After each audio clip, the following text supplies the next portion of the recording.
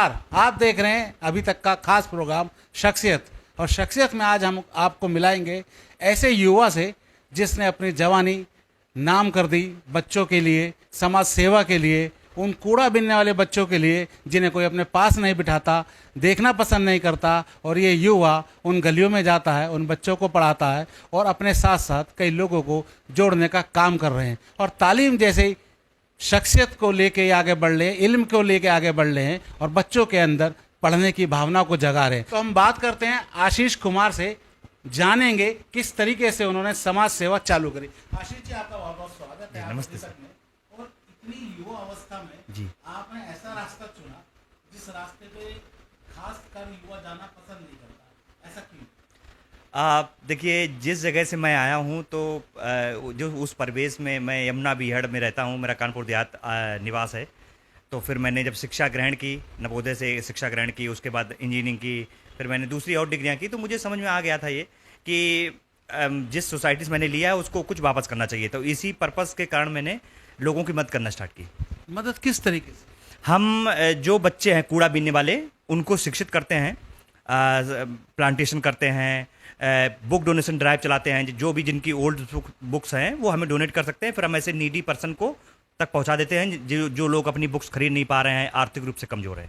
आपके एनजीओ का क्या नाम है? मेरे एनजीओ का नाम उन्मूलन एनजीओ है। उन्मूलन का क्या मतलब है? उन्मूलन का मतलब है किसी भी बुराई को जड़ से खत्म करना। जैसे एग्जाम्पल के स्वरूप हम ले सकते हैं गरीबी उन्मूलन या कुष्ठ रोग उन्मूलन, भ्रष्टाचार उन्मूलन। तो इसके चक्कर में आप अपनी गरीबी तो दूर नहीं कर सकते? नहीं नहीं, मैं अपनी गरीबी दूर नहीं कर रहा हूँ। लोगों को, बहुत सारे लोगों को ऐसा लगता है कि जो एनजीओ चलाने वाले होते हैं उनका मकसद पैसा कमाना होता है। हाँ, कुछ लोगों का होगा शायद, लेकिन फंड तो बहुत मिलता होगा आपको। नहीं, हम लोग अपनी पॉकेट मनी से, जब से मैंने 8 साल से स्टार्ट किया है तब से मैं अपनी पॉकेट मनी से, और हमारे जो लोग हैं, साथी लोग, मेरे दोस्त हैं, मित्र हैं, जो वॉलंटियर हैं, हम अपने पैसे से काम कर रहे हैं। हमें 1 रुपए कहीं से नहीं मिला, मतलब सरकार से कोई मदद नहीं मिली है और ना कोई उद्योगपति या पूंजीपति या कोई राजनीतिक व्यक्ति हमें पैसे देता है। अच्छा, सरकार तो ये काम खुद करती है, बच्चों को पढ़ाती है, सब कुछ करती है, तो आप ये काम क्यों करते हैं?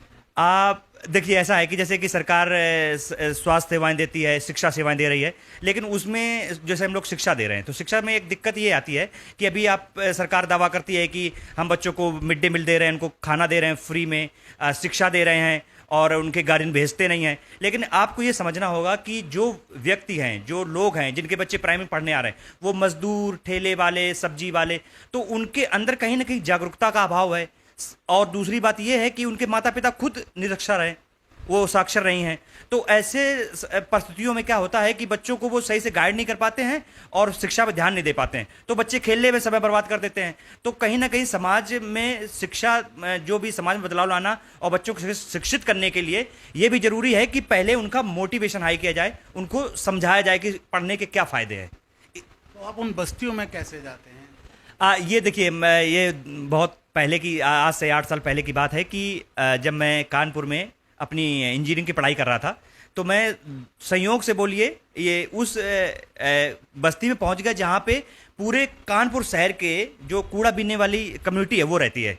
तो मैंने देखा इतनी विषम परिस्थितियों में लोग थे, बच्चे, छोटे छोटे बच्चे उसमें कूड़े में छांट रहे हैं चीज़ें, और जो जो चीज़ें हम लोग खा के या फेंक देते हैं, हमारे पुराने टूथपेस्ट, आइसक्रीम, कैन, वो बियर की बोतलें, और वो सब चीज़ें ला के वो बच्चे, जूठन हम लोगों का, और वो छांट रहे हैं, ऐसे छोटे छोटे बच्चे। मतलब आपको देख के आपका दिल रोता है अंदर से कि बताओ, हम बात करते हैं कि हम भारत के 70 साल पूरे कर लिए मैंने आज़ाद होने के बाद भारत के, लेकिन ऐसी परिस्थितियों में लोग जी रहे हैं।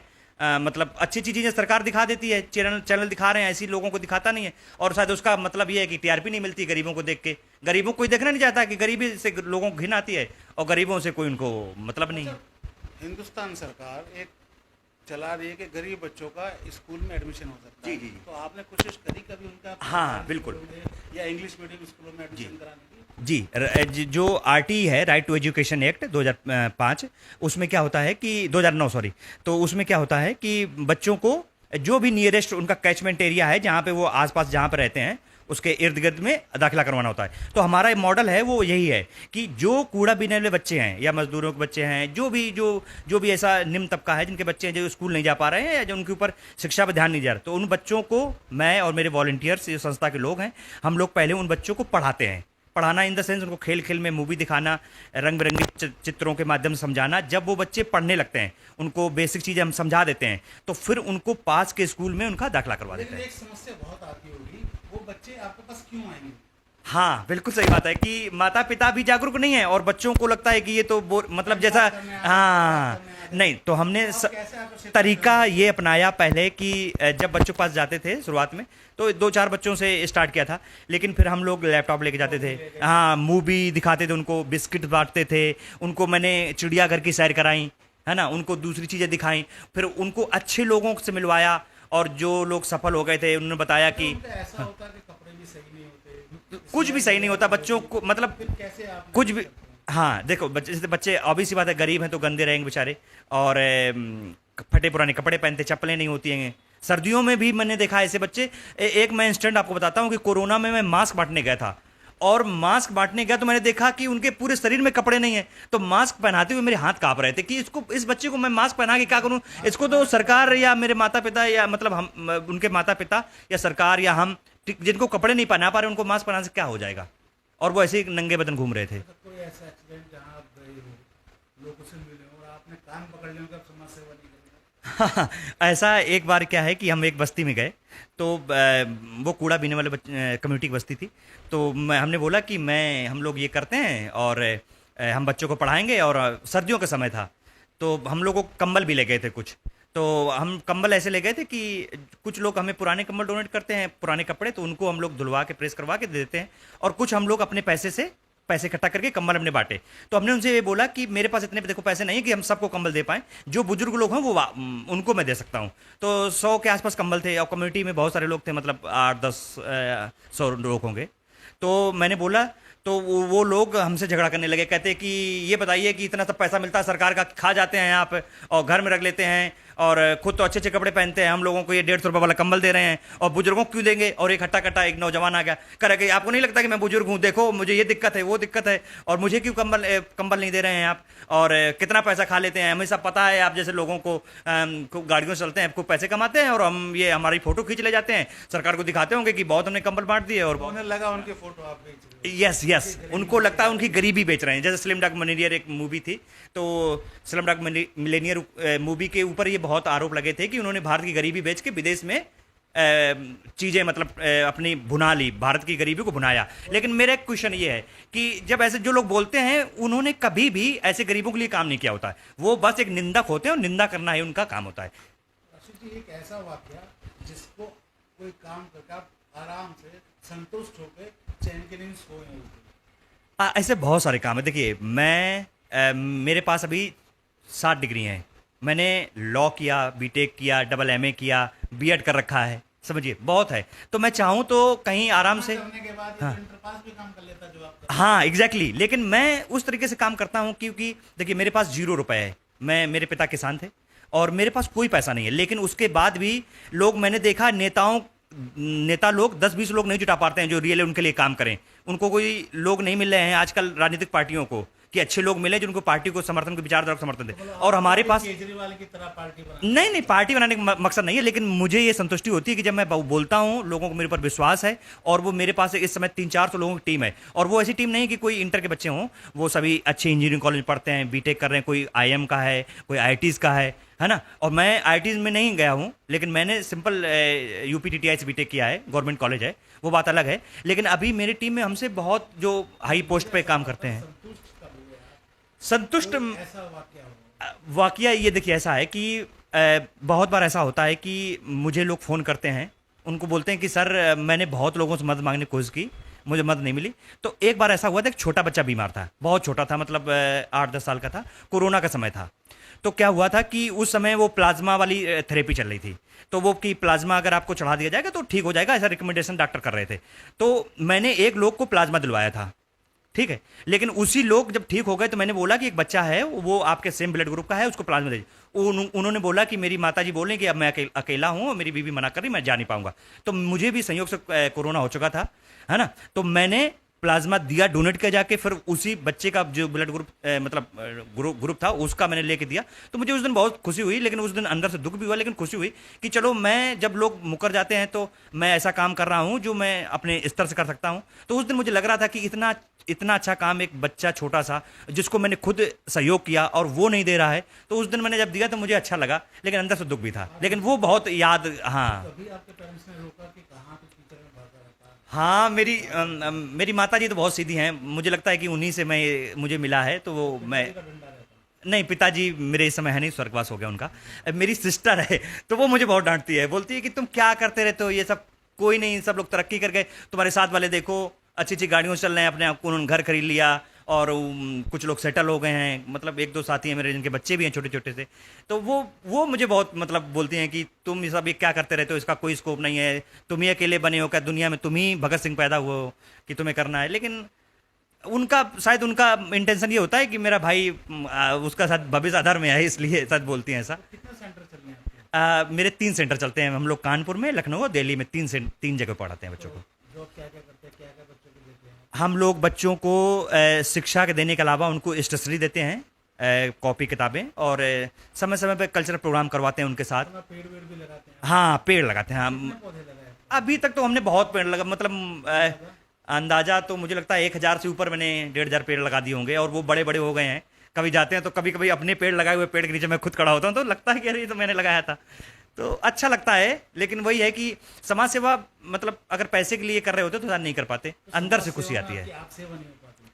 कोई आप सेवा नहीं, नहीं नहीं नहीं, कोई लोगों को, जैसे मैं किसी भी अपने दोस्त को बताता हूँ कि मैं ये एनजीओ चलाता हूँ, तो मैं जैसे मिलता है मुझे, जैसे मैं दिल्ली आया, कहीं कहीं किसी नए दोस्त ने मिला 1-2 साल बाद, तो बोलते हैं बहुत पैसा कमा रहे हो भाई, आजकल तो बहुत तुम्हारा चल रहा है एनजीओ। मैंने देखता हूँ तो कह रहे कितने करोड़ कमा लिए, मैं, जबकि मुझे अंदर से ये है कि मैं अपने पास से, अपने जेब से जो भी मैं रोजगार कर पाता हूँ उससे मैं पैसे लगाता हूँ, और कोई समाज सेवा के नाम पे 1 रुपए देने के लिए राजी नहीं है। इवन कोई भी एक आध दोस्त है जो मुझे देता है, नहीं तो कोई नहीं देता, मगर उससे मतलब वो डरते हैं कि मेरा अगर फोन आया तो वो ऐसा नहीं कि फंडिंग की कमी हो गई तो पैसे मांगने के लिए फोन किया गया है।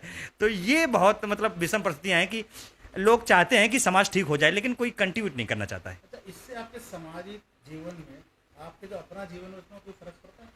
हाँ, बहुत फर्क पड़ता है। जैसे कि मेरे कुछ निजी शौक हैं, अगर मैं कोई एक ब्रांडेड शर्ट पहनता हूँ, जैसे मैं पीटर इंग्लैंड पहना हूँ शर्ट, अगर अब मैं किसी के पास जाता हूँ, बोलूँ, जैसे अपोज आपके पास आया, बोलूँ कि हम बच्चों को पढ़ाते हैं, आप मुझे थोड़ा सा सहयोग करिए, तो आप मेरी तरफ देखेंगे, बोलेंगे अरे ब्रांड के कपड़े पहनते हो, आप बोलते हो ये ब्रांड क्यों पहनते हो, खादी पहनिए ना, या मतलब आपका बाइक है तो ये बाइक चलते हैं। हाँ, बहुत सैक्रिफाइस, मतलब हम पब्लिक डोमेन वाले लोग हैं जो, वो मतलब कुछ भी ऐसा नहीं कर सकते हैं जिससे पब्लिक सेंटीमेंट हर्ट हो, लेकिन ये हमेशा सही नहीं होता है, क्योंकि हम अपनी ज़िंदगी, मुझे जीने का अधिकार होना चाहिए, लेकिन लोग नहीं जीने देते हैं, ये सच है कि मतलब मैं कुछ ऐसा काम नहीं कर सकता हूं जिसे दुनिया बुरा मानती, भले वो दुनिया बुरा ना हो दुनिया की नज़रों में। जैसे कि मेरे अंदर क्या चलता है, मैं किस पार्टी को समर्थन देता हूं, मैं बोल नहीं सकता पब्लिक मंच पे, मैं आस्तिक हूं नास्तिक हूं ये नहीं बोल सकता, नहीं जो आस्तिक होंगे वो बुरा जाएंगे, अगर मैंने बोल दिया कि मैं नास्तिक हूं तो वो कोई आस्तिक बुरा मानेगा, आस्तिक बोला तो नास्तिक बुरा मानेंगे, तो मतलब ये सब चलता रहता है। लेकिन अब जैसे आपकी उम्र है, आपकी कोई गर्लफ्रेंड हो, शादी हो गया, जी जी जी। तो कल को आप आगे प्रेशर बनाए के काम मत करो, आप क्या कर पाएंगे? मुझे नहीं लगता कि कोई समाज सेवक की गर्लफ्रेंड होगी, और जब मैं शादी तो हो समाज सेवक लोगों को दूर रहना चाहते हैं, और शादी मेरी मतलब मैंने अभी सिस्टर का अपनी जिक्र किया बहन का, तो वो भी यही बोलती है कि भाई समाज सेवक तो कोई शादी नहीं करना चाहता, ये तुम कब समझोगे, क्या तुम्हें शादी नहीं करना है, क्या तुम मतलब नए फकीरी का जीवन जीना चाहते हो, ऐसे अल्लड़ जिंदगी क्या मतलब तुम्हारे, वो ये हमसे बोलती हैं। वो बात मुझे उनकी बहुत अच्छी लगती है कि तुम्हें भी तो माता पिता ने पढ़ाया है, पैसे इन्वेस्ट किए हैं, तो उनके लिए आप क्या करना चाहते हैं, समाज के लिए तो बहुत दे रहे हैं, उनके लिए तो कुछ करेंगे, उनको कहीं ले जाइए, घुमाइए, कोई तीर्थ स्थल ले जाइए। अब मेरे पास उतने पैसे नहीं होते कि मैं घुमा पाऊँ, तो मेरी माता के साथ समझ में आता है, उनको अच्छा लगता है, वो कभी डिमांड नहीं करती हैं, लेकिन दुख भी होता है कभी कभी कि मैंने लोगों को दे रहा हूँ, लोग सोचते हैं कि मैं पैसे कमा रहा हूँ, समझते नहीं है, लोग नहीं समझते। और शादी का कितना चांस है ये बताएं? शादी का मुझे नहीं लगता कि मुझसे कोई शादी करना चाहेगा एक समाज सेवक से, क्योंकि मैं नहीं शौक पूरा कर पाऊंगा, मैं तो अपने शौक ही नहीं पूरे कर पा रहा हूँ। नहीं, ऐसी बात नहीं, समाज सेवक की भी शादी होती है। और आपका आगे क्या उद्देश्य है, किस तरीके से आप इसको आगे बढ़ाना चाहते हैं? देखिए, मैं जो अभी राष्ट्रवाद के जो दायरे हैं, जो नियम हैं, जो डिस्क्राइब करते हैं जिस प्रकार, उस राष्ट्रवाद को मैं नहीं मानता। देखिए, राष्ट्रवाद के नाम पे हर घर में झंडा लगा देना मैं नहीं मानता। मैं एकदम स्पष्ट बात बोलता हूँ। मुझे लगता है कि राष्ट्रवाद उस दिन होगा जिस दिन मेरे देश का कोई बच्चा कूड़ा नहीं बीन रहा होगा। अगर मेरा बच्चा कूड़ा बीनेगा तो मुझे लगता है मैं एक पिता के तौर पर असफल हूँ। और कोई ऐसा बच्चा अगर कूड़ा बीनते मैं देखता हूँ तो मैं एक नागरिक के तौर पर अपने आप को असफल मानता हूँ। क्योंकि मेरा देश, जिस देश की हम बात करते हैं, जिस भारत माता के हम नारे लगाते हैं, उसी भारत माता का एक बेटा कूड़ा बीन रहा होगा। और एक बेटा नहीं, ऐसे बहुत सारे लोग हैं। हम 40% भारत में गरीबी रेखा के नीचे लोग जीवन व्यतीत कर रहे हैं। राशन कार्ड की दुकानों पर लाइन लगती है, तो वो देख के लगता है कि हम जर्मनी में वहाँ गए, प्रधानमंत्री जी यहाँ गए, वहाँ गए, हम बड़ी बड़ी बातें करते हैं कि हमारी डंका बज रहा है, हम विश्व गुरु हैं, सोनिक चिड़िया हैं। हमें नहीं लगता सोनिक चिड़िया है। इस टाइप का मैंने चाहिए। मैं नाली मूत्र के नालियाँ साफ करता हूँ, अपने देश के बच्चों को पढ़ाता हूँ, और जब तक मेरे इस मेरे मतलब दिल में धड़कने हैं और मेरे अंदर जान है तो मैं करता रहूंगा। क्योंकि हाँ, ये मैं इस तरीके में भगत सिंह को पढ़ा हूं। मुझे पता है कि अगर भगत सिंह फांसी नहीं चढ़े होते तो देश को शायद आज़ादी एक तो 10-20 साल बाद मिलती। उन्होंने जो क्रांति फूकी समाज में, उनकी माता भी बहुत परेशान रही बाद में। अपने चंद्रशेखर आज़ाद जी की माता बाद में भीख मांगती थी। इसी देश में जिनकी वो मूर्तियां हर चौराहे पर लगी हैं, उनकी माता भीख मांगती थी। यही देश के लोग जिनके भगत सिंह के ऊपर मूर्तियों के ऊपर माला पहनाते, लेकिन उनकी माता को कोई एक वक्त की रोटी देने वाला नहीं था। हम ऐसे दोगले मतलब व्यवहार के लोग हैं। हमारे यहाँ समाज सेवा हो, भगत सिंह पैदा हो, लेकिन पड़ोसी की तरह। जी बिल्कुल यही है। तो मेरी बस यही अपील है। मैं अपना जीवन खपा के लोगों को यही संदेश देना चाहता हूँ कि मैं कर रहा हूँ, आप मुझे परख लीजिए। ऐसा नहीं कि मतलब मैं कोई नंबर 2 काम कर रहा हूँ या कुछ मेरा कोई उद्देश्य छिपा हो, जैसे मैं कोई पॉलिटिकल पार्टी जाना चाहता हूँ, चुनाव लड़ना चाहता हूँ, तो मुझे समर्थन मत करिए। लेकिन अगर आपको लगता है कि मैं सच कर रहा हूँ तो मुझे प्रताड़ित मत करिए कि बहुत पैसा होगा, ये है वो है। जनता से मैं यही कहना चाहता हूँ, हाँ, जनता से, यूथ से मैं ये कहना चाहता हूँ, क्योंकि अभी क्या है कि देश में उस तरीके का काम नहीं होता जिस किसी भी, जैसे अमेरिका जैसे राष्ट्र को बनने के लिए जो काम होना चाहिए, क्या कि युवाओं को अपने दायित्व समझना चाहिए। ऐसा नहीं कि रील बना के और एक दिन डीपी लगा के तिरंगा की, और मतलब कोई किसी दिन सल्यूट मार के, एक दिन राष्ट्रगान करके और वो स्टेटस लगा दिया और बोलते हैं कि मेरा काम होगा। ऐसा नहीं। आपको अगर राष्ट्र को ठीक करना है, लोगों को ठीक करना है, तो ये समझना होगा कि राष्ट्र की बुनियाद को मजबूत बनाने के लिए आप बाहर आइए, आगे आइए, लोगों को मत करिए। जो यूथ पढ़ चुके उन्हें एक बच्चा गोद लेना चाहिए, हाँ, कि जिसे उसे आगे पढ़ा सके। बच्चा गोद लेने की छोड़िए, आप 10 रुपए मांगने जाता हूँ, लोग तो 10 रुपए नहीं देना चाहते हैं। बच्चा छोड़िए। और मैं, हाँ, आपने बताया तो मेरे ऐसे बहुत सारे दोस्त हैं जिनके माता पिता मजदूरी करके उनको पढ़ाया। वो IITs गए और वो बोलते थे उसी समय, जैसे मैंने एनजीओ स्टार्ट किया था, वो बोलते थे कि आशीष अभी तो मैं एनजीओ चलाने लायक नहीं हूँ, जब मैं कभी मैं मतलब आर्थिक रूप से मजबूत हो जाऊंगा तो मत करूंगा। अभी उनकी पैकेज 20 लाख 25 लाख रुपए, 1 रुपए नहीं देते हैं। वो 1 रुपए सिंगल पेनी नहीं देते हैं कि लोग 10 रुपए के बाद भूल जाते हैं। लोग ऐसे अयासी से रहते हैं, ऐसे फ्लैट में रहते हैं, वो घर आना नहीं चाहते हैं कि ताकि उनसे कोई ये ना बोल दे कि मैं बीमार हूं, 10 रुपए दे दो, मुझे एक पैरासीटामोल खरीदना है। ऐसे लोग हैं। लोग भारत के कायर हैं, वो दोहरे रवैये के हैं। तो ये थे हमारे साथ आशीष कुमार, जिन्होंने बताया कि एनजीओ चलाने के लिए कितनी परेशानियां आती हैं, लेकिन अपने जज्बे से वो हटे नहीं हैं और समाज सेवा करते रहेंगे। ऐसी और शख्सियतों से हम आपको मिलाते रहेंगे। जब तक देखते रहिए आप अभी तक। देश और दुनिया की खबरों से अपडेट रहने के लिए आप अभी तक न्यूज चैनल को सब्सक्राइब करना ना भूलें, और साथ ही हर न्यूज का नोटिफिकेशन पाने के लिए बेल आइकन को भी दबाएं।